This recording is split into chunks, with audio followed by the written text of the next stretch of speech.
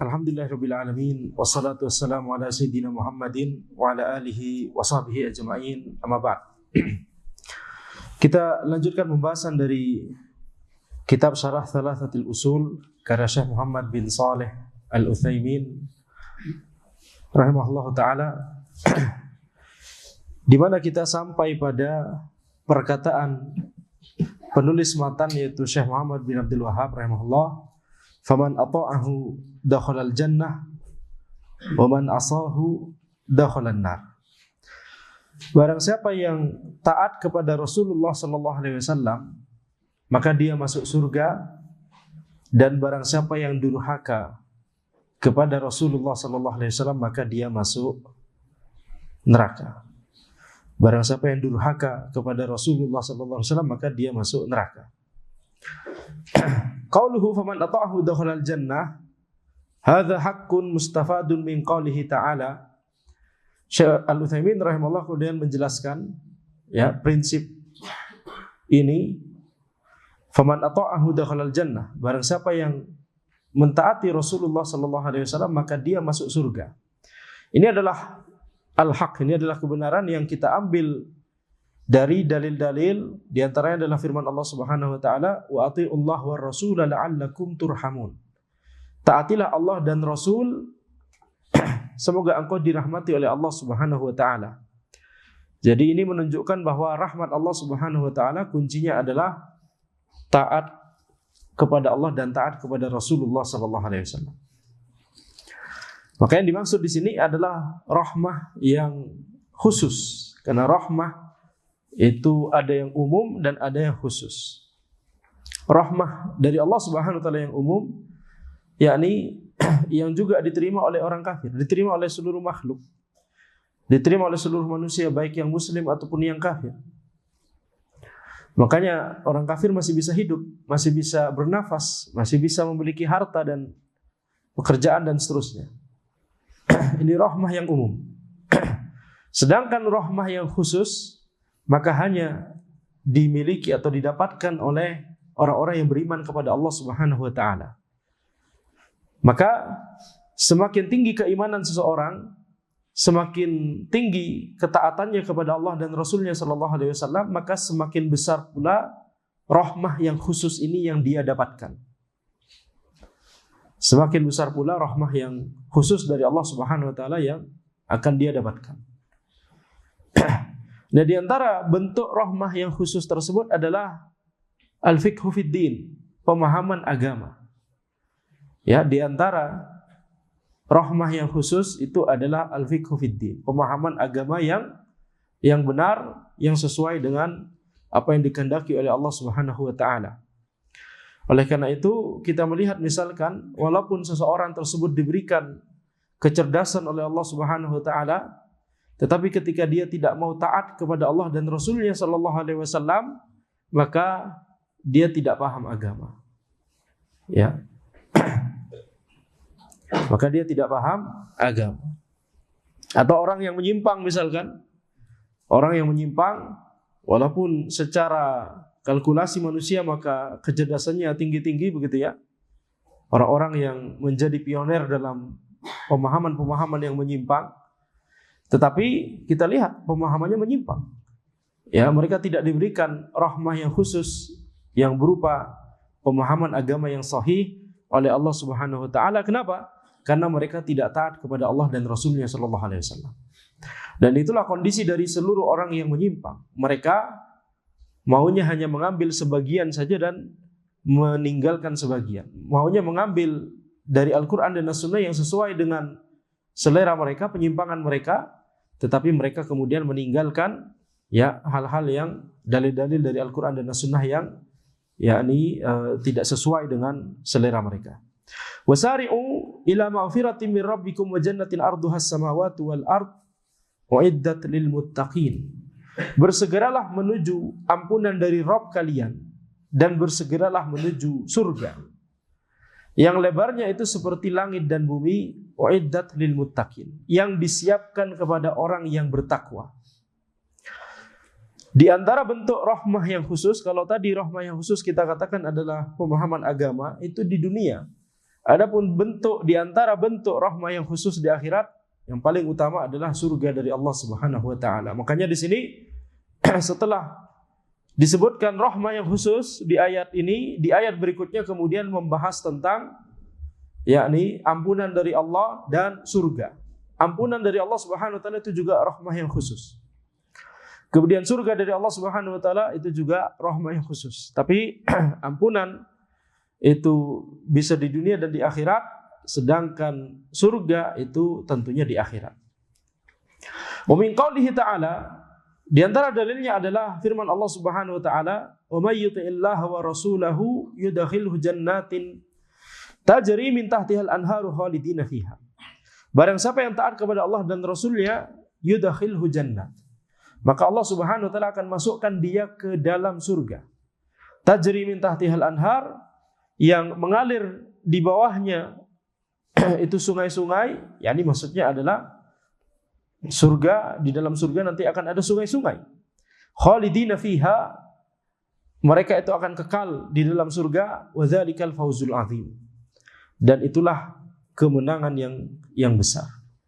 Maka ini menunjukkan ya bahwa orang yang taat kepada Allah dan Rasulnya sallallahu alaihi wasallam maka akan dimasukkan ke dalam surga Allah Subhanahu wa taala. Wa min qoulihi ta'ala, kemudian di antara dalilnya adalah firman Allah Subhanahu wa taala, "Wa may yuti'illaha wa rasulahu wa yakhshallaha wa yattaqihi fa ulaika humul faizun." Barang siapa yang taat kepada Allah dan Rasulnya dan takut kepada Allah dan bertakwa kepada Allah, maka merekalah orang-orang yang beruntung, orang-orang yang mendapatkan kemenangan di dunia dan di akhirat. Maka ini menunjukkan bahwa orang tersebut ya termasuk penghuni surga. Wa qalihi, di antara dalil adalah firman Allah Subhanahu wa taala, "Wa may yuti'illaha war rasul fa ulaika ma'al ladzina an'ama Allahu 'alaihim minan nabiyyin was-siddiqin wasyuhada'i was-shalihin wa hasuna ulaika rafiqa." Barang siapa yang taat kepada Allah dan Rasulnya, maka merekalah orang-orang yang adalah orang-orang yang Allah berikan kenikmatan, yaitu berupa dari kalangan para nabi, para siddiqin, ya, orang-orang yang selalu berkata al-haq, berkata jujur, kemudian perbuatannya itu selaras dengan perkataannya. Wasyuhada, orang-orang yang mati syahid, wassalihin, dan orang-orang yang melakukan amalan soleh, orang-orang soleh. Wa hasuna ulaika rafiqa, dan sungguh bagus ya mereka itu sebagai teman dekat, sebagai orang yang menjadi sahabat kita. Yani inilah orang-orang yang akan dimasukkan ke dalam surga Allah Subhanahu wa taala. Apa tadi disebutkan di awal ayat? "Wa may yuti'illaha war rasul." Barang siapa yang taat kepada Allah dan Rasulnya, itu sifat dari mereka. Wa qalihi, kemudian di antara dalilnya yang lain adalah firman Allah Subhanahu wa taala, "Wa may yuti'illaha wa rasulahu faqad faza fawzan 'azima." Barang siapa yang taat kepada Allah dan Rasulnya, maka dia telah mendapatkan kemenangan yang besar. Baik. Ini dalil-dalil dari Al-Qur'an tentang bahwa seseorang ketika taat kepada Rasulullah sallallahu alaihi wasallam, maka dia akan dimasukkan ke dalam surga Allah Subhanahu wa taala. Wa min qoulihi sallallahu alaihi wasallam, kemudian di antara dalil yang berasal dari as-sunnah, dari hadis Nabi Muhammad sallallahu alaihi wasallam, yaitu sabda Nabi Muhammad sallallahu alaihi wasallam, "Kullu ummati yadkhulunal jannah illa man aba." Setiap umatku, seluruh umatku itu masuk surga kecuali orang yang enggan. Faqil, "Wa man ya'ba ya Rasulullah?" Kemudian ada yang bertanya, ada sahabat yang bertanya kepada Rasulullah sallallahu alaihi wasallam, "Siapakah yang enggan itu wahai Rasulullah?" Qal, "Man ata'ani dakhalal jannah wa man asani dakhalan nar." Maka Nabi Muhammad SAW kemudian bersabda, barang siapa yang taat kepadaku maka dia masuk surga, dan barang siapa yang durhaka kepadaku maka dia masuk neraka. Ya, hadis diriwayatkan oleh Al-Bukhari, rawahul Bukhari. Baik. Kalau kita renungkan hadis ini, kullu ummati yadkhulunal jannah. Setiap atau seluruh dari umatku. Apa yang dimaksud dengan umat di sini? Umat Nabi Muhammad SAW itu ada dua jenis. Yang pertama adalah ummatud dakwah, Dan yang kedua adalah ummatul ijabah. Yang pertama adalah ummatul dakwah, umat yang didakwahi oleh Rasulullah sallallahu alaihi wasallam. Di antara mereka ada yang menerima dakwah Nabi Muhammad sallallahu alaihi wasallam, masuk Islam, dan di antara mereka tetap kafir, tidak mau menerima dakwah Nabi Muhammad sallallahu alaihi wasallam. Ini namanya ummatul dakwah. Berarti siapa ummatul dakwah? Seluruh manusia dari sejak zaman Nabi Muhammad sallallahu alaihi wasallam hingga akhir zaman. Itu semuanya masuk dalam istilah ummatud dakwah. Seluruh manusia dan jin tanpa terkecuali, muslimnya ataupun yang kafirnya. Itu namanya ummatud dakwah. Sedangkan jenis umat yang kedua yaitu ummatul ijabah, yaitu umat yang menerima dakwah Nabi Muhammad SAW sehingga mereka kemudian masuk Islam, yakni kaum muslimin. Maka ummatul ijabah itu adalah kaum muslimin yang diawali oleh para sahabat radhiyallahu anhum ajma'in, para tabi'in, para tabi'in, kemudian hingga kaum muslimin hingga akhir zaman. Maka ini dua jenis umat, ya, ummatul dakwah dan ummatul ijabah. Setiap disebutkan dalil, tentunya nanti kata ummah itu nanti ada makna-makna yang lain, akan tapi kita fokus pada makna yang sekarang ini. Jadi ketika kita melihat atau membaca dalil, kemudian kata ummah tersebut maknanya adalah orang-orang yang dikenai dakwah atau menerima dakwah Nabi Muhammad SAW, maka berarti nanti kemungkinan dua ini, ummatul dakwah sama ummatul ijabah. Terkadang kita harus merenungkan, para ulama beristihad. Ini yang dimaksud kata ummah di sini, ini ummatul dakwah atau ummatul ijabah. Terkadang demikian. Tetapi terkadang juga ada dalil yang kata ummah yang disebutkan di situ sama-sama bisa bermakna keduanya, ummatul dakwah sama ummatul ijabah. Contoh dalil yang seperti itu adalah hadis ini. Hadis ini kata ummah di situ bisa bermakna keduanya, ummatul dakwah sama ummatul ijabah. Ini perhatikan, ini penting sekali seperti ini. Ini namanya kita belajar memahami hadis, kita belajar memahami ayat dan hadis. Ya, jadi ini diantara bentuk usaha kita untuk memahami Al-Quran dan As-Sunnah sesuai dengan tentunya pemahaman generasi terdahulu yang saleh. Jadi kata ummah di sini bisa bermakna keduanya. Kullu ummati yadkhuluna al-jannah illa man aba. Setiap dari umatku itu masuk surga kecuali yang enggan. Kalau ummah di sini bermakna ummatud dakwah, kita pahami ummatud dakwah, maka kullu ummati yadkhuluna al-jannah, semua manusia masuk surga kecuali yang enggan. Kemudian ditanyakan, "Man ya'ba ya Rasulullah?" Siapa yang enggan itu wahai Rasulullah? Kemudian Nabi Muhammad SAW bersabda, "Man ata'ani dakhalal jannah, wa man asani dakhalan nar." Barang siapa yang taat kepadaku maka dia masuk surga, dan barang siapa yang durhaka kepadaku, bermaksiat kepadaku, maka dia masuk neraka. Sehingga berarti siapa yang enggan? Kalau ini kita pahami ummatud dakwah, berarti siapa yang enggan? Orang kafir. Seluruh umatku, yakni seluruh ummatud dakwah, yakni seluruh manusia, dari sejak zaman Nabi Muhammad SAW hingga akhir zaman, semua manusia masuk surga kecuali yang enggan. Ajib ya nih. Seolah menjadikan hukum asalnya adalah seluruh manusia masuk surga. Betul tidak? Dijadikan itu hukum asal. Tapi kemudian ada pengecualian.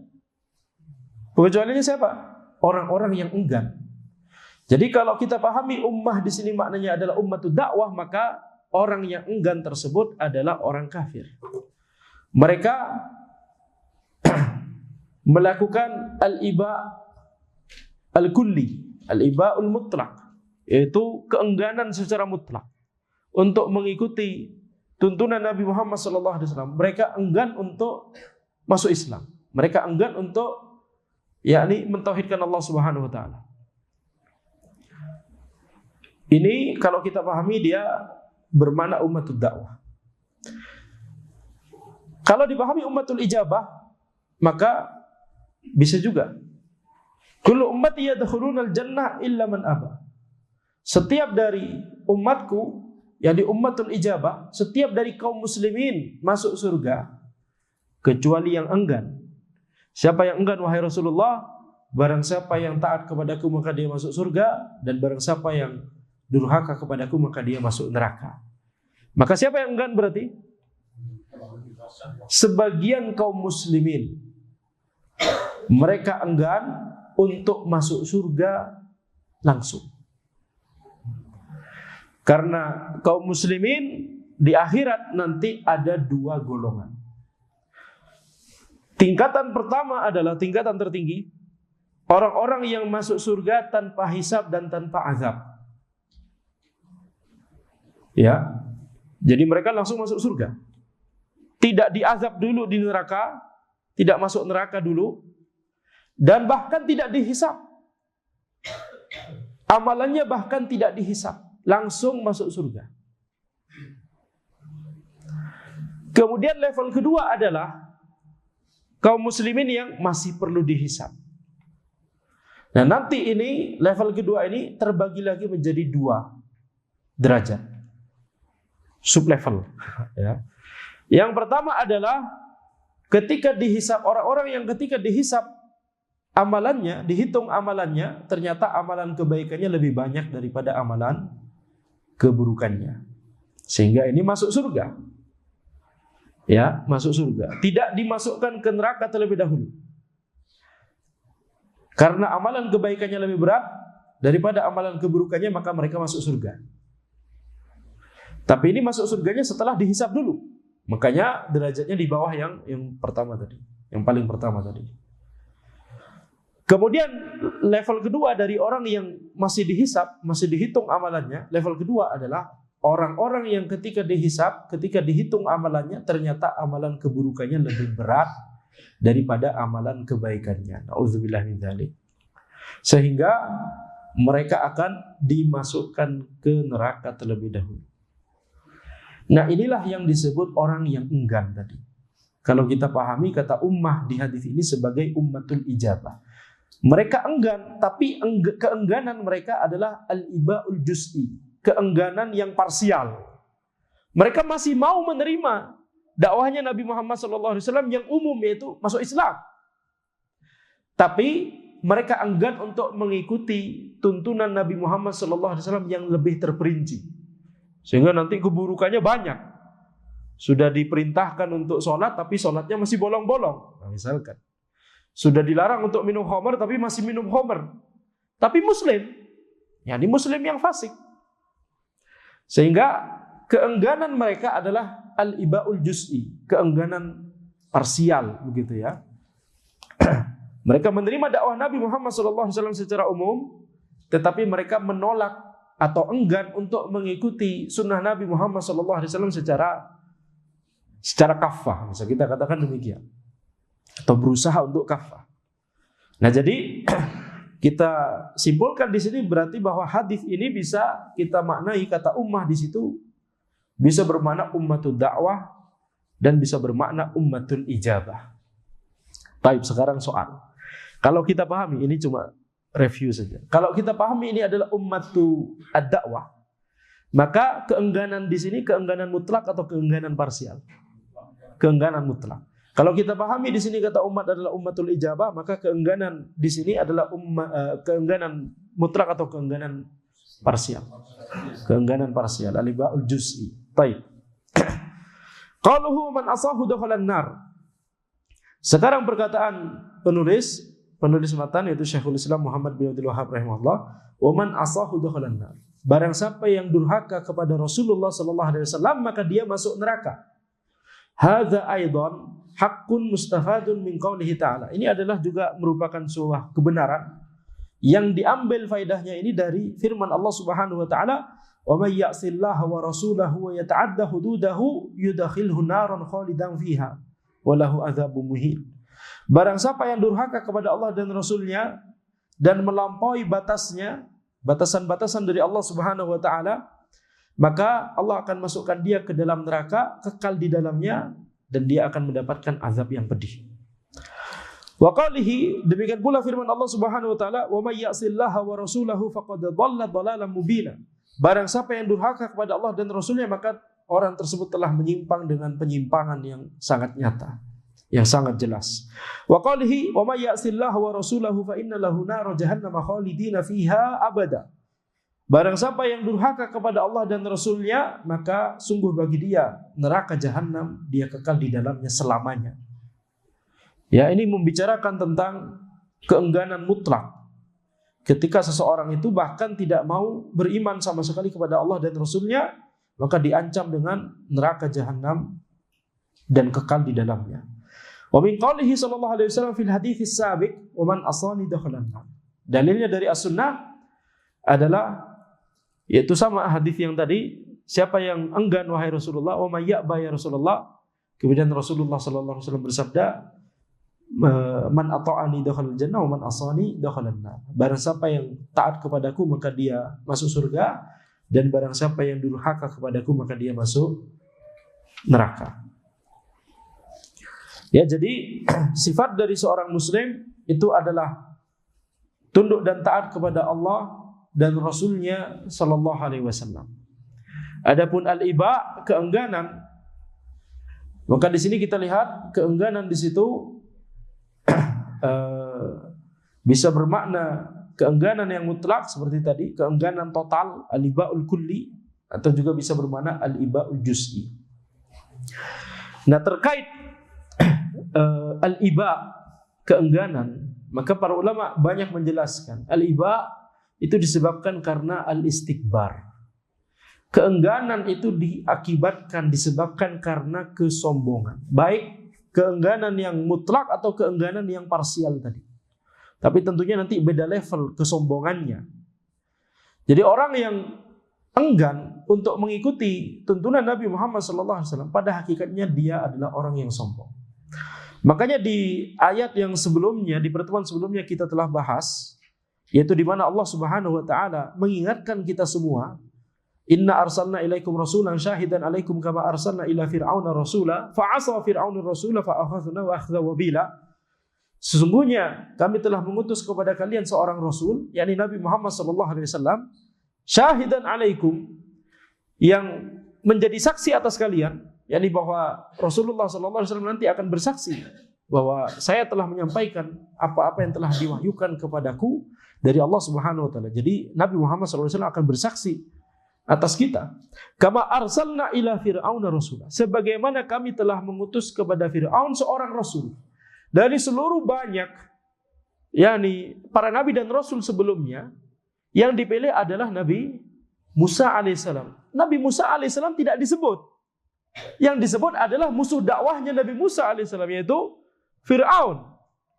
Maka di sini ada hikmah yang besar. Kama arsalna ila fir'auna rasul. Jadi inna arsalna ilaikum, sesungguhnya kami telah mengutus kepada kalian seorang rasul yang menjadi saksi atas kalian nantinya di akhirat, sebagaimana kami mengutus kepada Fir'aun seorang rasul. Jadi yakni mengutus kepada kalian seorang rasul sebagaimana kami mengutus kepada Fir'aun. Jadi seolah hendak mengingatkan kita semua, kalian ini berarti kita semua juga, termasuk tidak hanya orang-orang di zaman Nabi Muhammad SAW, tapi kita semua. Kita sedang berusaha disandingkan dengan Fir'aun yang memiliki al-istikbar al-mutlak, kesombongan yang mutlak, yang mengatakan ana rabbukumul a'la, aku adalah Rabb kalian yang paling tinggi, aku adalah Tuhan kalian. Itu Fir'aun mengatakan demikian. Ya, orang ateis saja, orang-orang yang sombong. Antum pernah ketemu orang ateis? Alhamdulillah. Tapi kalau antum ketemu, mereka semuanya sombong-sombong. Orang yang ateis saja mereka tidak mau mengatakan saya adalah Tuhan, betul tidak? Tapi sombong-sombong. Apalagi orang yang mengatakan saya Tuhan kalian. Sombongnya kira-kira gimana? Oh, lebih sombong lagi. Betul? Lebih sombong lagi. Saya adalah Tuhan. Coba antum pernah ketemu nabi palsu? Alhamdulillah, betul tidak? Atau orang yang mengklaim nabi, kan berarti nabi palsu, betul tidak? Kalau nggak pernah ketemu, alhamdulillah. Itu juga disifati dengan sombong. Itu mengklaim nabi, bukan mengklaim nabi palsu. Kalau mengklaim nabi palsu ya mengklaim nabi asli ya. Jadi mengklaim nabi asli padahal sebenarnya nabi palsu tentunya. Orang-orang yang mengklaim nabi itu sombong-sombong sifatnya. Sejak dari Musailimah bukan Musailimah yang benar ya. Al-Kadzdzab. Sampai seluruh yang mengklaim sebagai nabi, mereka adalah dajjal kecil gitu ya, sombong-sombong. Apalagi orang yang mengklaim bahwa dia adalah Tuhan. Coba bayangkan. Ini Fir'aun. Maka Allah Subhanahu wa taala hendak memberikan kita pelajaran terutama kepada orang-orang kafir Quraisy dan tentunya semua orang-orang yang bisa jadi mengikuti mereka setelah zamannya Nabi Muhammad SAW. Orang-orang kafir Quraisy hendak diingatkan. Kita juga diingatkan oleh Allah Subhanahu wa taala di ayat ini. Tidak boleh memiliki istikbar.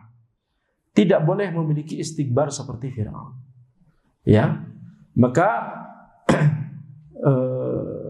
Makanya kemudian diingatkan dengan disebut nama Fir'aun di sini. Fa'asa Fir'aunur Rasulah fa'akhadnahu akhdhan wabila.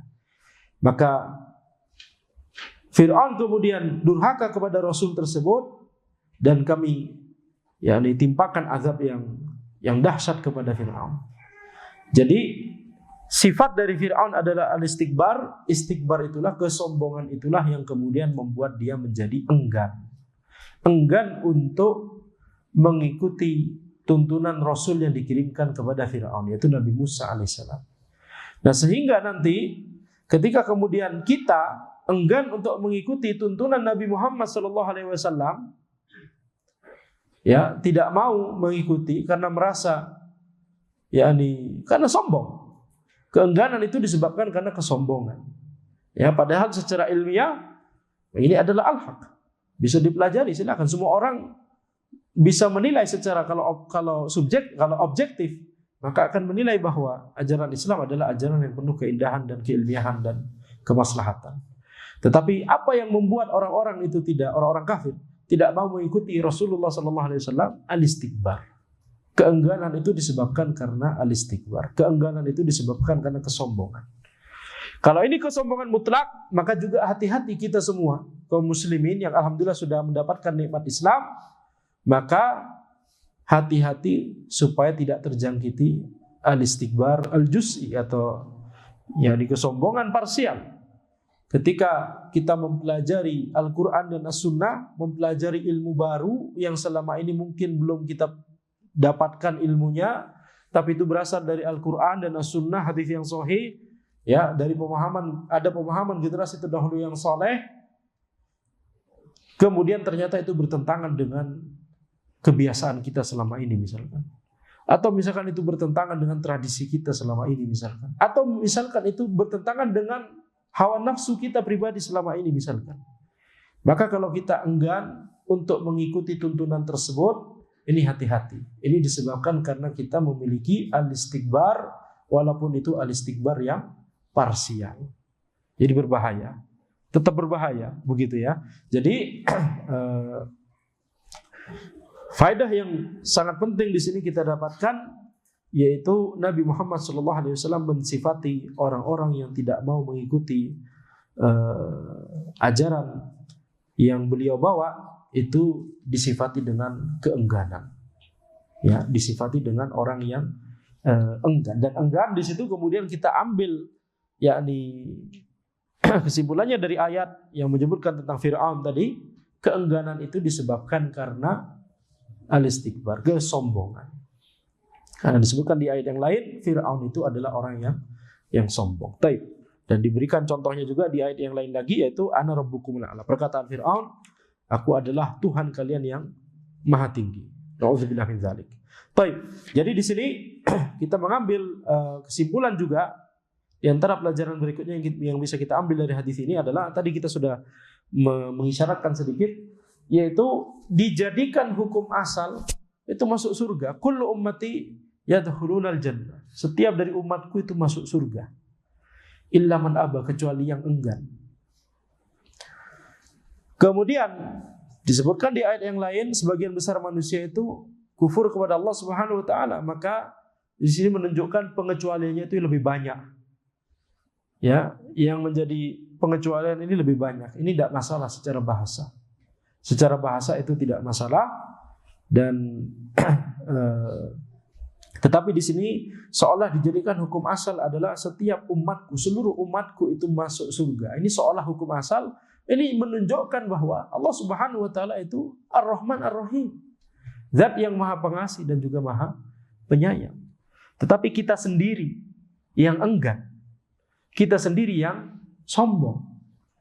Kalau kita melihat kepada rahmat Allah Subhanahu wa taala, rahmat Allah Subhanahu wa taala luas. Rahmat Allah Subhanahu wa taala itu besar.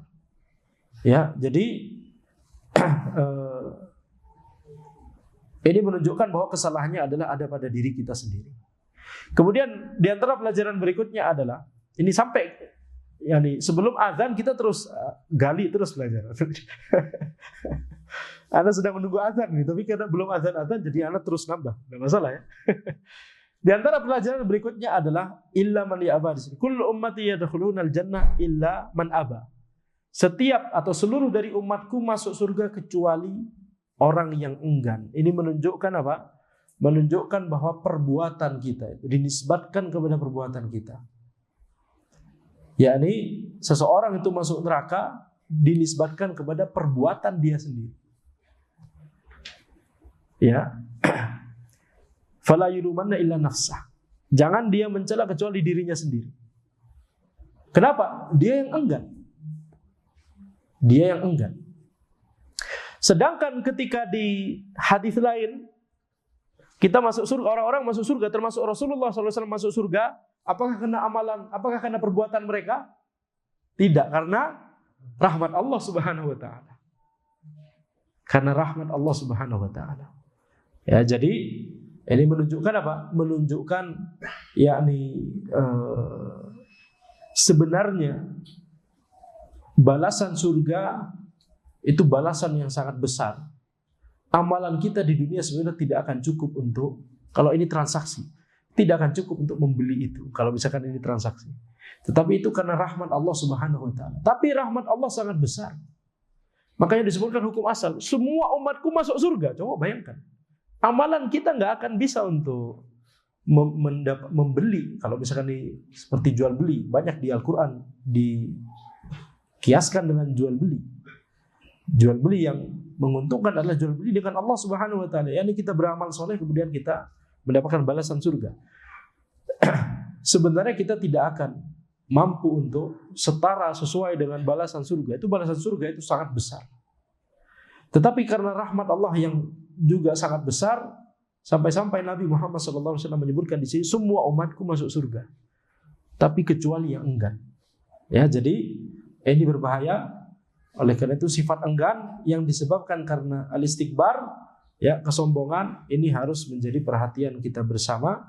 Kita harus sami'na wa ata'na, kita harus mendengar dan taat, ya, kepada dalil Al-Quran dan As-Sunnah, kepada Allah dan Rasulnya Sallallahu Alaihi Wasallam. Baik, demikian yang bisa Anda sampaikan pada pertemuan ini. InsyaAllah kita lanjutkan di pertemuan berikutnya. Hadza wallahu a'lam. Subhanakallahumma wa bihamdika asyhadu an la ilaha illa anta astaghfiruka wa atubu ilaik. Assalamualaikum warahmatullahi wabarakatuh.